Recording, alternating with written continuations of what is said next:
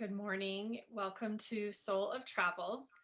Excited today to be sitting down with Briana Faye to be talking about something that's really near and dear to my heart, which is how we can tie being a conscious consumer and supporting artisans when we travel with our travel experiences, and how that adds a depth and more meaning to our travel experiences themselves. So, as we get started, I am going to actually just turn it over to you and let you introduce yourself and share a little bit about your background in the space of fair trade and artisans and travel.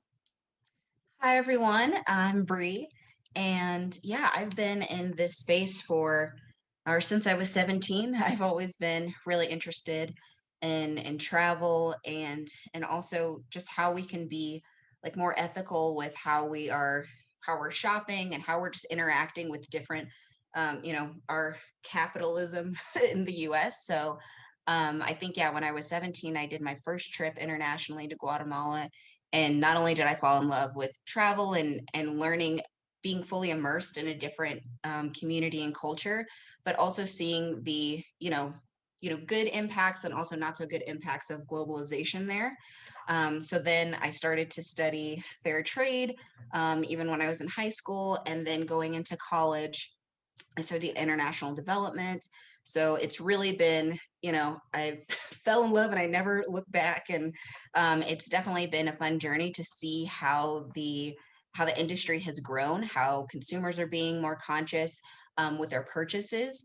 But I also think it's really great to have this space here to talk about how we can be more conscious even when we're traveling and interacting with different communities, when we're visiting them. So yeah, I've been looking forward to this conversation for a while, and I'm excited to dig in. Excellent.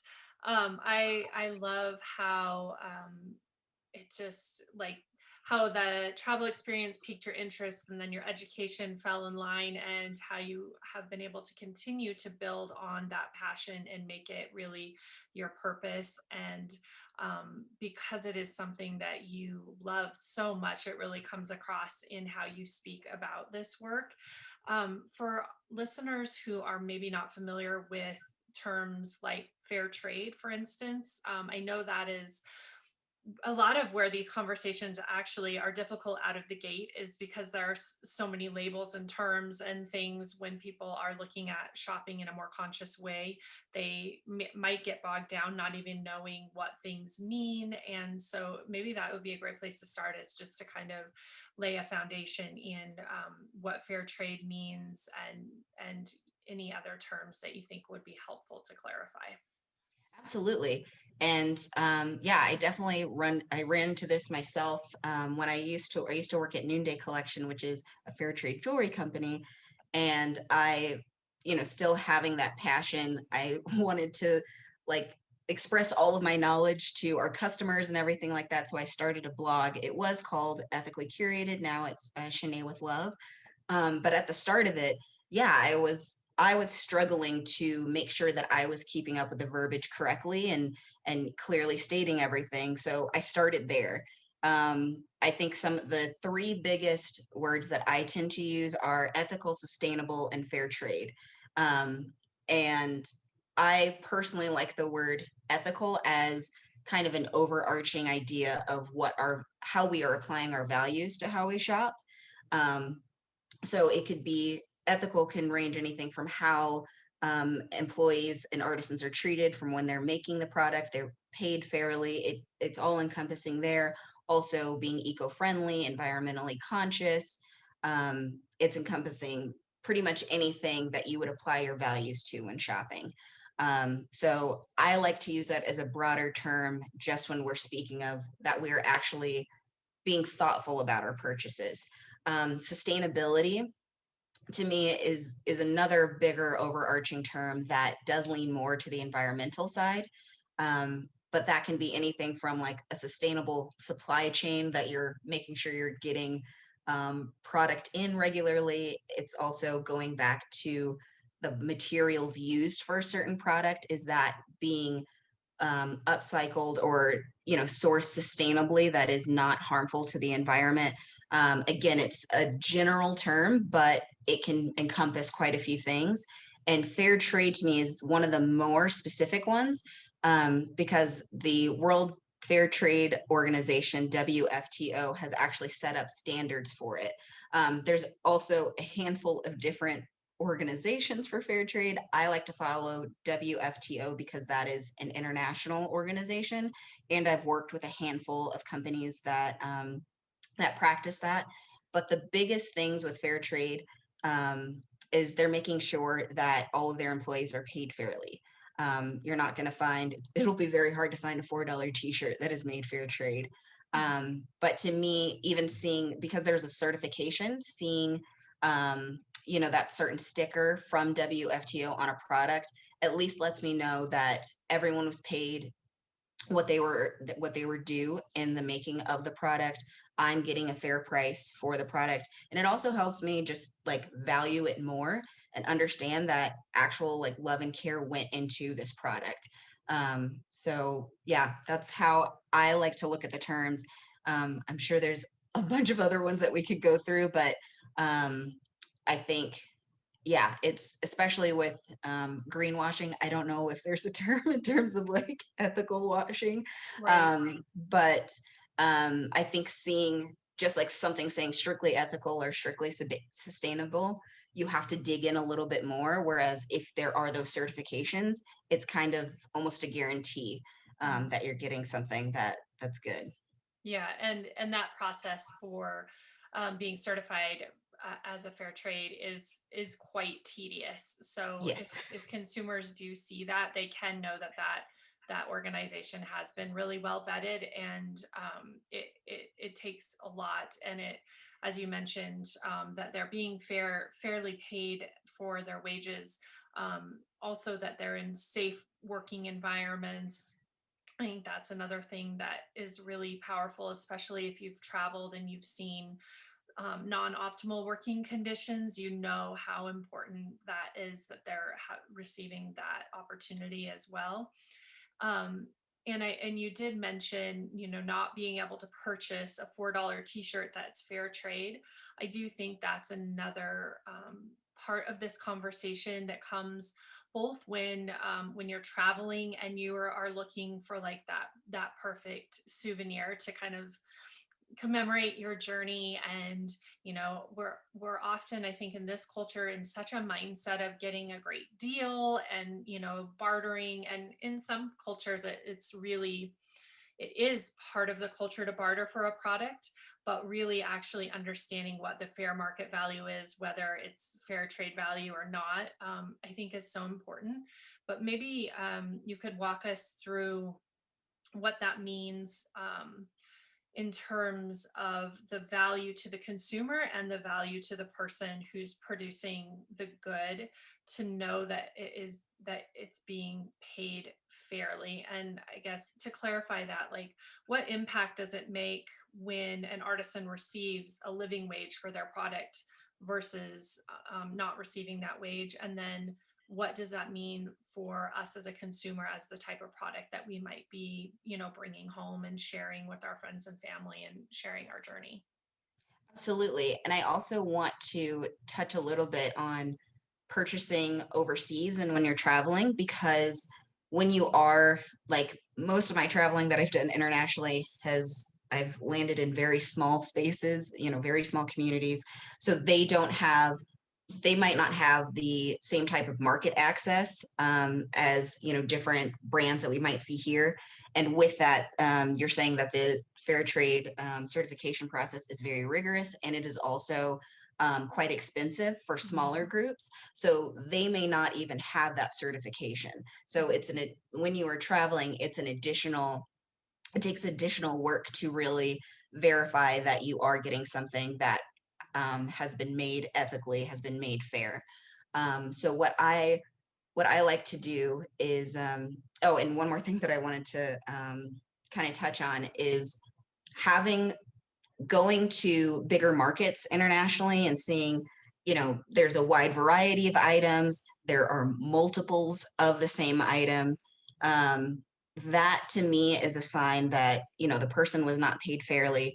They're not getting that fair wage. What that means is that they are having to produce more, And a lot of times, even though it is something that looks mass produced to us, it is very time consuming, and can be hard on the actual artisan making that product. So they're having to work harder for less money. That's some of that money is still going back to the company they're having to, sell it for.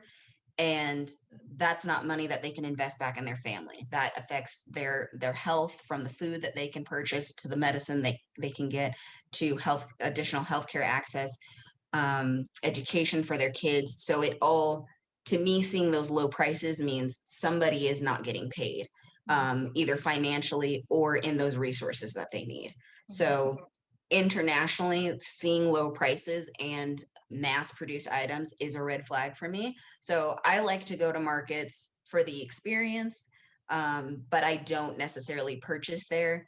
I am lucky enough to be able to go, like I said, into these smaller communities, actually meet the artisans and see that. And to that point, being able to see how proud they are of their work. I think most people would be proud of what they are able to produce. Like the wooden carvings that I've seen internationally, I'm still like, I can't imagine how you actually made this. So for somebody to feel worth in the actual art that they've created and be paid fairly for that, I think that's something that, of course, that artisan is going to feel proud about, but we as consumers can also feel proud that we've made this connection, that we are showcasing this wonderful artistry. And it's not just something that, you could get in any market, throughout a country. It's something from, a specific individual, whether you had the opportunity to meet them or not. It's, to me, that's another way that you can just connect with that culture. And when you look at that piece, you remember that experience, and it just elevates the value overall. Mhm. Yeah, I think what you're saying, I think not everyone has that opportunity for that one-on-one connection, but part of why I focus on that with my tours for Lotus Sojourns is because it creates such a powerful tie to the destination, and the opportunity to learn about, like you were saying, like the cultural significance of a product, um, what it represents, the lineage of kind of that craftsmanship, and then really understanding the skill and the complexity in making those products. Because I've been in those markets. I feel like I can imagine exactly what you're speaking about, where you see so many goods that in our mind, we have to assume that it was mass produced, because there's no way we just don't create products like that. But you do then look, and they are handmade, and they'll talk about where they got them, and it's mind boggling how things can be produced in that way. And then on the other end of that is you might then go into a smaller kind of, I don't know, boutique is not the quite the right word, but it's definitely less products, higher level goods, being marketed in a very different way, and it's very expensive. And so then again, there's that Western mindset of like, oh well, should I be paying this for this when I just saw something in the marketplace and it was $10 and this is $100? But it's such a great opportunity to ask the question and create the conversation and start to understand. And I know, for instance, when I was in Bali, and I should have brought it to share out of my room, but there's this fabric that's this double woven um, type of fabric. And so it has the print on both sides. And it takes them over a year to make like a table runner, because in their culture, and this is where like that tie into culture is so important in understanding that they can only harvest the product, that they make the thread like under a certain moon at a certain season, and then they have to get a blessing on a certain day, and then they have to create the handmade dye from a seed that's picked on a perfect season, has to sit for an amount of time before they make the dye. And so that in itself like creates such a long process. And then the actual weaving, and then I was so lucky, the piece that I picked out, they were really excited because she happened to be in the little store that I was in. And so she came over and she told me the story of like every single design that was on it. There was something that looks a little bit like a butterfly and a little bit like a lotus, which was I was drawn to it. Yeah. And then the color, and I got to have a picture with her, you know, showing that this was the work, and she wrote the notes to me about what it meant. And so, you know, I knew it would be expensive going in, but I didn't understand that whole process. And so now I do have this piece of art. Like, I feel so blessed to have something that tells the story of their culture in that way. And then also, in so many places, because it's so tedious, these are becoming lost arts. And Hmm. so buying directly from these artisans and really understanding that story helps to preserve that and provide a value to them as a culture to keep producing these products. I don't know if you have any experiences to share along those lines, but I know I've seen that over and over, where older generations are trying to bring younger people in their communities and villages into it, and it's hard to show them the monetary and cultural value of producing the products. Yeah, 100%. And even like having that story of specific products again is another way to elevate that value because you have learned something about it. You feel more proud to share it with, with friends and family. And yeah, that's just an additional added value for yourself. And in the past, one of my favorite things to do actually when I am trying to source, from a new supplier internationally is really learn about like one of the first questions I'll ask is like, what groups are you working with right now that need work? And not necessarily in a charity way. It's to learn, yeah, what are those crafts that aren't, being elevated, that aren't being sustained right now. One of my favorite groups, and like I would say my personal like biggest success story, I was in Calcutta with a fair trade group there. And how a lot of these groups work is they'll have um, kind of an organization in a specific part, and they will have access to different smaller groups throughout the country. And that's just due to infrastructure, again, access to markets, things like that. So they actually train these smaller groups on new design techniques and things like that. So they were telling me about a group in West Bengal, which consistently has challenges financially just as a community. And then there's additional like weather issues that come up. So they are continuously in survival mode in terms of income. And so they make a nice product or a technique called dokra, which is a way to it's they make their own clay ovens to fire brass, and they make very intricate jewelry. And the way that they make the designs on the jewelry is they actually hand cast everything in wax first. So if you ever see anything dokra, I know I was like, I want to go grab something right now, but if you ever see anything like that, it's very intricate, and each piece was handmade. It was handmade out of wax, but then they recast it out of brass. Again, it takes several days to make the oven itself, for it to sit in that oven, but it's a fully natural process. They're able to recycle everything, reuse any brass that, like falls off of the design whenever they're shaping it. So very tedious, but one of the most beautiful things I've ever seen. So I was very excited to work on a jewelry piece with them. And after, I think it took 18 months, because I wanted to make sure that we were maintaining the overall look of Dokra, and that there are specific shapes that are used, that have cultural significance, but we still wanted to make sure that we elevated it for a Western market so we could still showcase it, and let everyone see how beautiful it was. So yeah, I think it ended up taking about 18 months to get it to market, but when we finally did, it was one of our top 5 jewelry pieces that year. Mhm. And yeah, I've left that company for now, but they're still one of their top producers, that group specifically.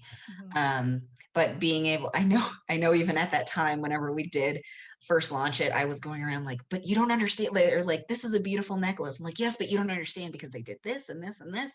Mhm. And so that, I was excited to share it almost as if I made the piece, Mhm. but then people who had already loved it even more Right. because they had that story. Mhm. Um, so yeah, I like to have that for, pretty much every piece of my house. And you were speaking about textiles. I think textiles are one of the more intricate pieces. And I love to, collect one or two pieces whenever I travel, um, just because there is so much work that goes into it that might look simple to Mhm. the untrained eye, but even going down to like how they get the dyes for certain things, how, they make the texture of the fabric a certain way. Mhm. It's beautiful stories that we like own in our homes and we might not even know, the full extent of them. Yeah. And I think another piece of that that is really interesting, especially when you have those interactions with the artisans, is they also might think that it's simple because they've done it so much. And I had the opportunity in Guatemala to visit with an artisan group, and they were so excited because they do embroidery and weaving and jewelry making, and they wanted to have us sit and talk and embroider together, and they were going to do my logo, which was a surprise. I didn't know. They got it and they like drew it out on the fabric and they had it ready, and I was traveling with a companion, and so they thought she would work with an artisan and do one, and I would work with one of the women and do one. And we sat down and we started, and they're probably about this big around the logos, and they're like, oh yeah, we'll get these done in like a couple of hours as we're visiting. And we sat down and we started to do the embroidery, and they you could just tell they were looking at us like, oh, this is going to be impossible, like there is no way you're ever going to get this done. And we would start, and then we would like drop the needle and it would come undone, and we'd have to rethread it, and we'd have to pull something out because then we had the long piece on the wrong side of the fabric. And so I think, one, like obviously I super value the craftsmanship that I see in the other work that they were showing me. And two, they really can see that not everybody can do this thing that they are lucky to be able to do really well. So I think it's a really valuable exchange both ways, because they just assumed anybody could just do Mhm. what we were doing. And we were talking about when I want to bring groups back to visit them in the future, and I loved that shared experience. But they were like, well, maybe our design should be much, much smaller, like maybe like a quarter. I was like, yeah, we might be able to manage that. And they said, we'll have many more artisans here to help. And so it just was like, it was a very humbling experience, but it was also really fun because of like that awkwardness and that fumbling. Like we got to be really connected as real people very quickly as well. And so it was really just like sharing time with your family and trying to learn a skill, or I don't know, it just became very real very quickly. And we were talking about our children, or school, and all these just really real things in a very casual way that made me feel very tied to them. And by the time we left, they were so welcoming that we had eaten a meal there, and she was just like, this, my house is your house, and anytime you're here you're welcome, and please always come. And it just, now I have not only that memory, but I have this beautiful logo that they actually finally did finish, and they found me later in my trip in Guatemala and had it catch up to me. But it just it's just so amazing to be able to appreciate it in that way. And like you said, with seeing dyes and textiles too, we, again, because we don't know, we don't make our own fabrics, and we don't make dyes, and we just don't fully understand that process. But to see big, huge baskets full of different kinds of berries and leaves and nuts, and then see them boiling it down, and then see the yarn soaking in the boiling water, and then to see one woman carding wool over here, and then two kids over here making yarn. It's just amazing to see that whole process. And I love how you use the analogy of like owning the story, because it's just like it's the whole story of this culture and the process and the interaction. And I think it's just artisan goods are such a magical way to create connection to community. Yeah, 100%. And your Guatemala story reminded me of something similar, like something that I would normally think was something easy to do, like block printing. I made a fool of myself in front of a whole a whole community in northern India where they had like already done the dyes for us, like did the mixing. All we had to do was just like stamp it in these specific areas that they even like outlined for us. And I mean, they gave us the fabric, so it wasn't like we were ruining their production, but I was like, they must think we're fools in here. Because Yeah. it was just like how they're like, no, obviously you would do it like this. But yeah, to your point, it was like a sense of pride for them. Like this is a skill. This is, like I am an expert in this. I am an artisan. And so I mean, I would obviously validate that for them in other ways, but it was great to like physically show them that it's like, no, this is not something that everybody can do. Um, and even to that point, just translating it back to, how we shop in general, knowing that like for handmade pieces and that those imperfections come with it.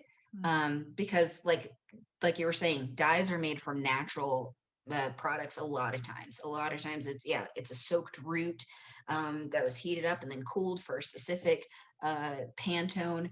A lot of times it might not translate to exactly what the Pantone color of the year was, but to have that knowledge, not only it has that story, but it's also like not necessarily giving the product grace, but it's proving to the consumer that it is handmade, that it is special, that it is unique. Perfection is something that we all strive for in different ways that is unobtainable. And I think it's important to remember that it should be unobtainable in some of the products that we purchase as well.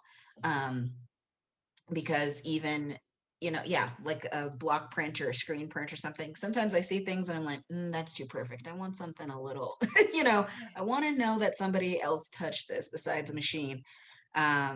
So it's great to take those experiences and enrich other parts of our lives in them as well.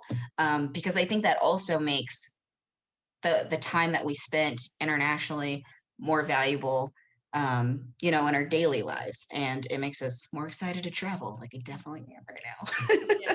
Oh my gosh, yes. My grandmother was a quilter, and I remember her saying at one point that like you always need to look for the flaw in the quilt, and that's how you know that it was made. And she's like, I think about taking out all the time because she really did want things to be perfect, but she's like that tells the story of the process. And so she's like, there you'll always find in a handmade quilt the mistake, and that's the beauty in the handmade production. And so I always think about that when, like you were saying, when you look at the handmade stuff, that really that flaw is the like indicator of kind of the magic.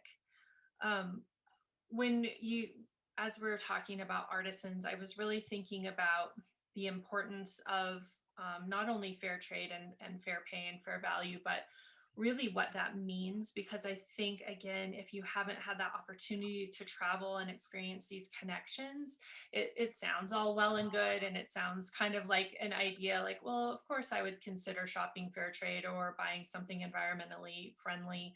But if you haven't really connected to what that means, it's not necessarily as clear as how impactful that is. And for instance, in one of the communities in Guatemala that works with women that are really trying to ensure their daughters are able to go to school, in a culture where they most of times would never get past higher elementary, maybe a middle school education, and what that really means to them, for their mothers to be able to say, I earn the money, my daughters are going to school, and then how that ripples out in their communities. And also another village that had decided they were going to buy clean wood burning stoves. And again, like on the surface, that also just sounds lovely, but in the reality of it, when you're in their hut and the walls are covered with smoke and you realize they're cooking over a hot stove, hunched over, breathing in the smoke all day, how hugely transformative it is to be able to provide a clean burning stove, or education, or all the things that this money going right to the consumer allows to create transformation in their community. And I'm just wondering if you could speak a little more to that, so that we can really understand the greater impact of this type of decisions in how we spend our money. Absolutely. And I like one of the first times that this really clicked for me, I think was the first time I traveled to India, I think. And I was there for about a month. So we were traveling to different um like temples and things like that. And so it was mostly like tourism focused, but there was still like a volunteer piece of it. Um, but it wasn't until like the second week that we really got into the community. And one of the places that we went on that trip was we went to a women's co-op where there were 20 women in this very small village.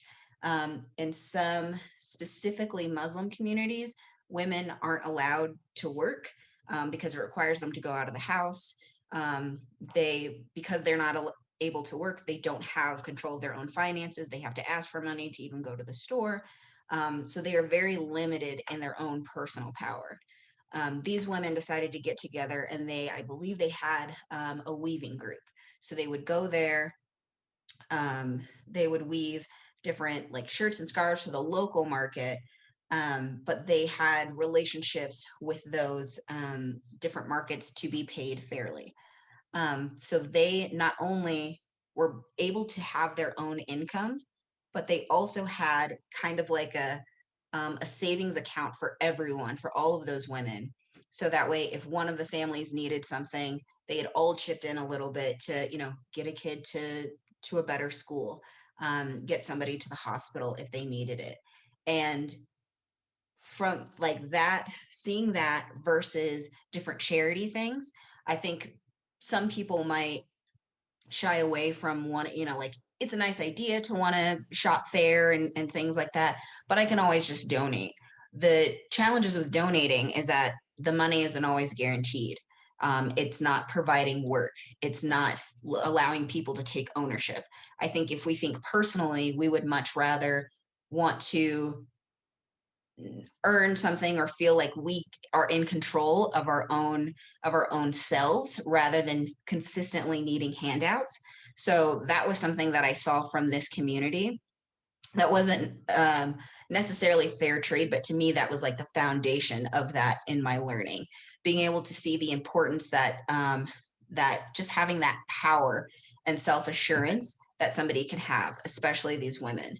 I think also mostly, yeah, again, in India, Nepal, and Vietnam, seeing how fair trade adds an additional layer to this. There obviously we're starting with that financial piece when they are getting that fair wage, but also knowing that they they are being holistically taken care of by the different um, uh, buyers that they're getting, knowing that they will um, be paid for their work. Not only are they getting a fair wage, but they will be paid. A lot of times, communities will ship their stuff internationally, never hear back from anyone, never get paid. So with fair trade, you pay 50% upfront. So that way they can obviously pay for materials and things like that, but also already start to take care of their family. A specific example with this, um, there is again a community in Delhi who I mean, this organization is amazing. They're called Tara Projects, but they are one of the most holistic organizations that I had seen. And in this one specific area, it is a slum of Delhi.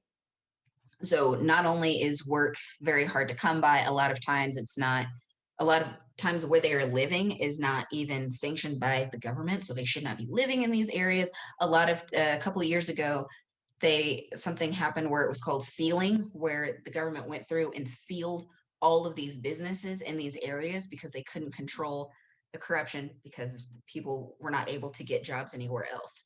So a lot of people lost, their source of income, and it was very challenging for the entire community to do anything. Well, when Tara was able to provide additional work in this area, not only were the families, it was amazing to see that the families themselves who were making products, we're talking a lot about like very fine crafted things, but fair trade can even be like a simple beaded bracelet. So the beads are sourced somewhere else. They're not necessarily being handcrafted, but the work that they're being provided and the relationship with an organization is, fair trade certified. So these artisans who are making these products, they are able to get work and support their family, but they are also able to, I mean, for me, they're able to dream for their children, which is again one of the reasons why I loved thinking about that women's co-op that I first saw, that they wanted their daughters to go outside of the community to learn, to see some of these families, to see some of the mothers be like, my daughter wants to be a social worker, my daughter wants to be a doctor, and she was well on her way to do that, and her daughter never thought of why that couldn't be a possibility for her. All of that was because there are organizations, there's this WFTO that is out there that cares about these people, to invest in them in a sustainable way that can elevate communities over generations. So it's not a handout, it's not charity, it's us seeing how consumers can use our power, our dollar, to vote for certain things, to vote for the empowerment of others, even if we don't get that chance to see them. We know that because it has this certification, we know this story, it's a beautiful, we're getting a piece of art that is super unique, and somebody else's life was able to thrive because of it. Yeah, it's so powerful, and I know a lot of the organizations focus on working with women, and they do that because of the way women tend to reinvest in their communities. And I'm sure you know the statistic, but is it 80% of what a woman earns will be reinvested in their community, Yeah. versus what a man's wages would be. And so it really quickly begins to be able to elevate the community. And like you said, where they kind of have the the money that went into a shared pot for who to help whoever needed it, and it wasn't necessarily about earning it just for themselves. And I know when I've traveled so many times, I met with artisans and they're saying, okay, this project we've already met. We have these goals to be able to sell this many more products than this project, and this project, and it's all about together and the community. And like for me, that's some of the thing that I feel like is so amazing, because again, it's not our mindset, it's not typically how we think about generating income or purpose for generating income. And it's just I love being a part of that spirit and that connection. So I think that's really valuable. And then the other thing, when you were talking about like a more holistic care, not just providing employment, but I know a lot of artisan groups that are focused on are women that have been rescued from trafficking. And that also means, one, allowing them to have a safe place to live and then to earn an income so they don't return to that. But they're often bringing children with them. And so they're creating educational opportunities for the children of these women who have been rescued, often mental health care, physical care. And so it really is um, so much more than a bracelet or whatever. I know it gets said, and for people who are maybe listening to us that are really new to this conversation, they maybe have never heard that before, but it's so amazing, the power of this way of shopping really has such a bigger impact than we can even imagine. And conversely, buying the $4 t-shirt and voting for that system of production has a huge impact as well. And so I love being able to kind of shine a light on this, especially for people who might not be familiar. We were talking a little bit about labels and terminology, but how if people are like, okay, I'm not traveling right now, so this opportunity to maybe support artisans when I travel isn't available to me, but how do they read and understand the labels on their products right now and understand how that might be serving a greater community, and what are like tips they can use to align their personal values with their purchasing? Yeah, I actually did write a blog post about like how to read tags specifically, Mhm. or how to go through the process to see if you know, even need a product. That's kind of my first thing. I don't like to shop a lot, but when I do, I Yeah. want to make sure there is that value. But what I do when I'm first starting to look is, you know, I'll read the tag on the actual product, see what country it's from. Um, Honestly, if it is from China, I do take a step back from that. If it's from anywhere else like India or Bangladesh, that doesn't necessarily mean um, it's not a positive purchase. But I will look for additional tags on there, either on the, you know, physical label or like the paper label that's attached. It will at one of those points, it will usually say something like fair trade certified, US fair trade certified. There's also one for cotton. I believe it's Otex, which is it's organic cotton, but also it is grown sustainably, and the farmers and everything like that are paid fairly as well. Mhm. So those are kind of the biggest things that I look for when I'm trying to buy new clothes here at home. Honestly, most of the time when I'm buying clothes here, I like to thrift, because it to me that's like the environmental piece of it first. That it's nothing that's being like um, you know, like newly produced. I think one of the easiest ways to um, start connecting with brands that are dedicated to this, so you don't have to be very overwhelmed in a store having to check all these little tags. The Good Trade is a very good resource. Mhm. They have a wealth of list for, you know, everything from jeans to bras. So anything you need, they would probably have a list for it, you know, if you wanted to slowly start making that conversion. With this, I also want to say that this is all a process, and there is never a need to be perfect in it. There are some times that I'm like, I desperately need a white t-shirt and I will go and get it at Target, but I know that I will wear it multiple times. This is going to be something in my wardrobe consistently. Um, but you know, I do my best, you know, whenever I can. It's also hard for me because I don't like shopping online.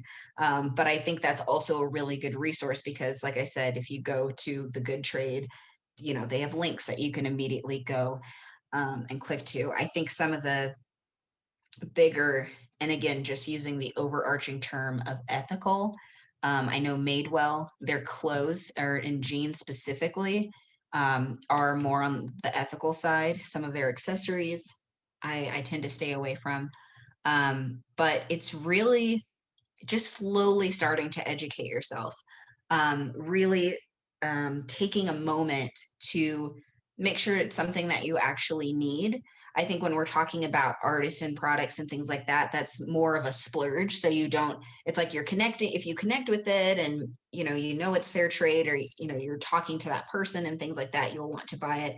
But most of the time, like with these baskets, it was something that I consciously wanted specifically to get these baskets.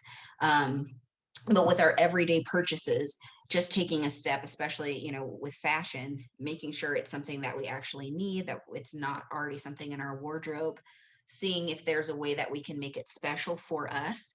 If there's a specific textile, or, you know, like, do we like block printing? Do we like ECAT? And seeing if there are brands out there, usually smaller ones, that are doing that in a fair way.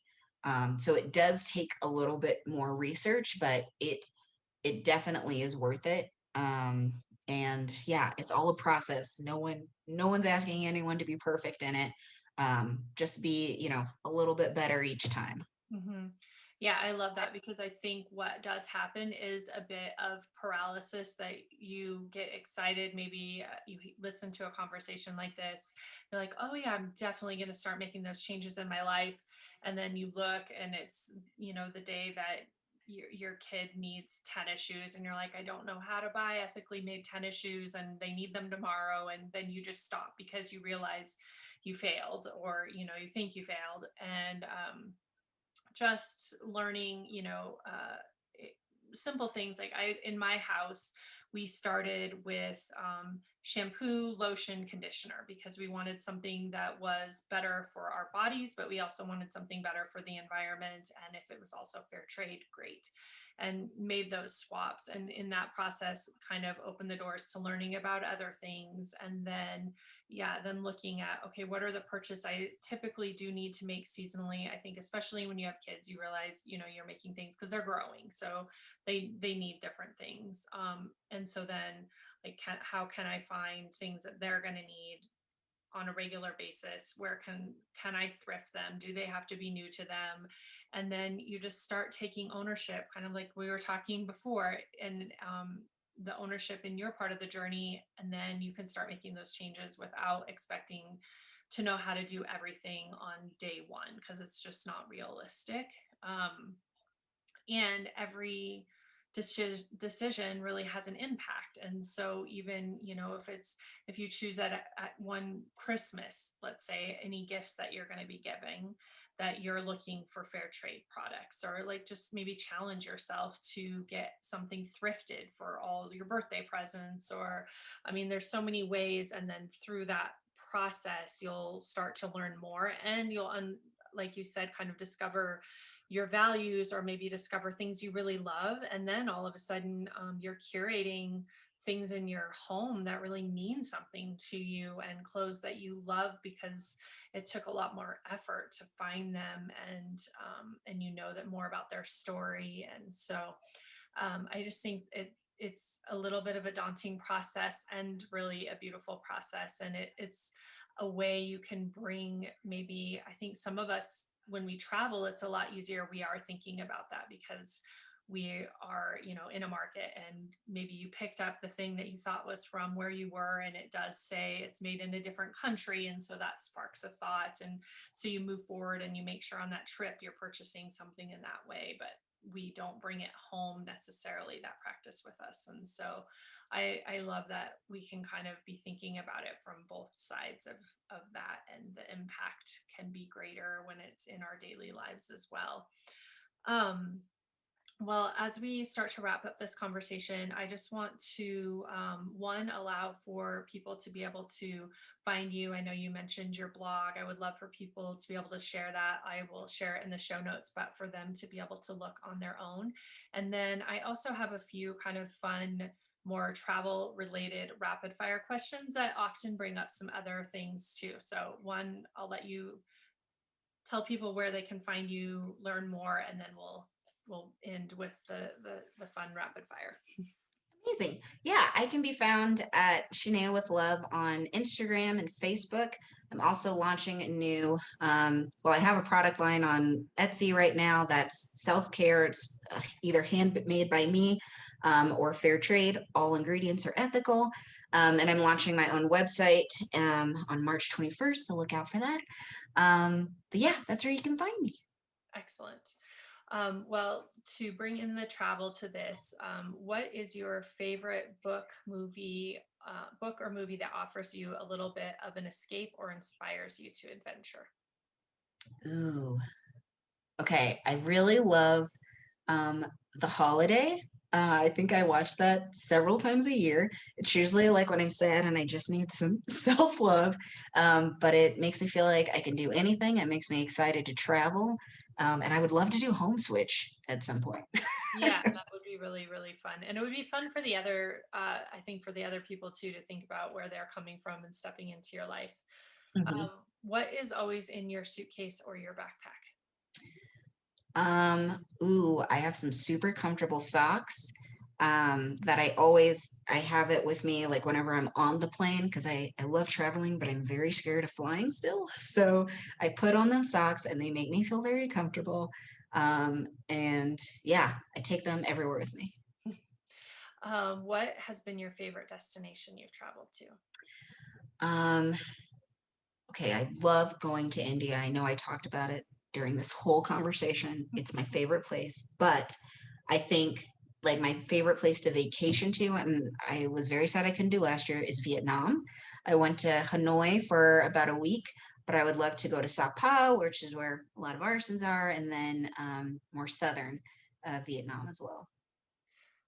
Where do you still long to visit, I guess, besides what you just said? Okay, yeah. So besides Vietnam, a place that I've never been before that I really want to go to Bali.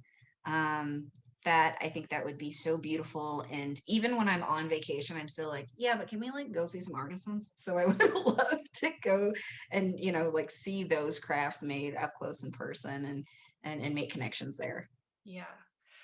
Before you go, just let me know.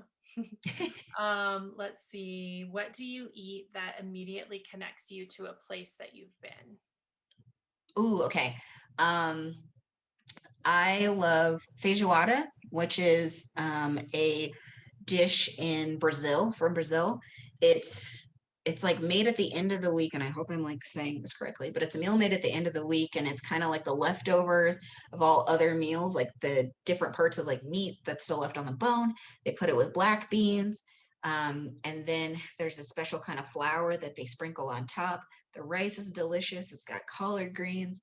And then they put a cute little orange slice on the side. So I just love how colorful and flavorful it is. I try to make it myself. It's not the same, but I do my best. And then also in Brazil, you have to have a caipirinha with it, which is made with cachaça, which is just straight up rum, sugar, and lime juice. So I want to live that again. Um, who was the person that inspired or encouraged you to set out and explore the world? Ooh, I think um, I'm one of the first people in my family actually to travel internationally, but my grandpa on my dad's side, he loved to travel throughout the US, especially to learn like our family history. And when I was 4, I would actually go back and forth between my two sets of grandparents to go to a different state. So I don't remember, but I've been to every continental state in the US because they would have these battles with me in the summer. So I think that gave me kind of that travel bug. But I think even knowing my mom wanted to like have all these travel experiences and she never really got the chance to when I was 17, I just got so antsy and I was like, you guys got to let me out of here. Like I paid for my own passport. I like made this whole plan of how I was going to like pay them back for the flight. I was like, I just have to go because I know I need that. So I Mm. think it was, yeah, like a resting travel bug for my grandparents mixed with like this adventurous side of my mom. I love that because a lot of people who are really travelers that travel internationally haven't been everywhere in the US and we miss it. So I love that you had that foundation and then also that call to travel because I think sometimes people hear it and they feel like they shouldn't do it or can't do it. And I love that you were just like, yes, that you just said yes to it. And it really created and shaped your whole future. Like it was so necessary that you answered that. So that's Yeah. so exciting. Yeah. The last one is if you could take an adventure with one person, fictional or real, past or alive, who would it be? What? Oh my goodness. I need all the time for this. No, I think I would. So my mom passed away a few years ago, but she always wanted to go, and she did get a chance to go to Europe, but she always wanted to go to Australia. And I would love to see her in Australia because it's not like she wasn't prim and proper or anything, but I'm like, Australia is just hot and dry, and I just want to see her interact with the space and like see her unleash because I just like I would imagine that she would want to like spend all of her time on the beach. I'm like, no, we're gonna go try to find a kangaroo. So that's what I would do. Yeah, you're like, we're heading into the scariest part of Bush. this country because it's just necessary. Yeah. Um, Well, thank you so much. I feel like this was such a really valuable conversation and something that pertains so importantly to travel and to our daily lives. And so I love being able to share that, and then also be able to just bring that powerful part of travel that you and I both love so much, with connecting with artisans and learning about culture in that way. So it was really beautiful, and I look forward to being able to bring more of this conversation in the future. Well, thank you. And it was so much fun. And I'm glad we are able to do it and even learn about your experiences as well. This was a joy. Thank you so much.